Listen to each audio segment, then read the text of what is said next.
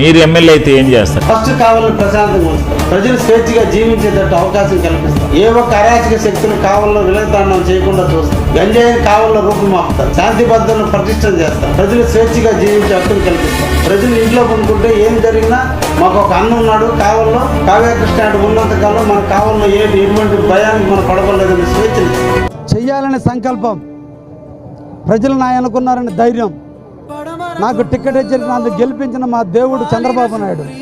ఇంతమంది నా అనుకున్నప్పుడు నేను కూలి పని నా లెక్క నేను ఫస్ట్ నుంచి చెప్పే సేవకుడిగా పనిచేస్తానని. కులాలకి మతాలకి వర్గాలకి పార్టీలకు అతీతంగా కావాలని అభివృద్ధి చేయాల్సిన ప్రాంతం ఉంది. బ్రహ్మంగారు కాలజ్ఞానంలో కావలి కనకపట్నం వద్దని చెప్పాడు. కావలి కనుచూపు మేరలోనే కనకపట్నం కాబోతుంది.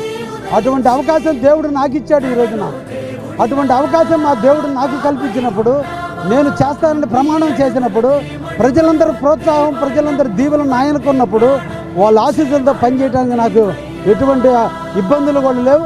అందుకోసమే ఈరోజు నిరంతరం ప్రజలతోనే ఉన్నా, ప్రజల కోసమే ఉన్నా.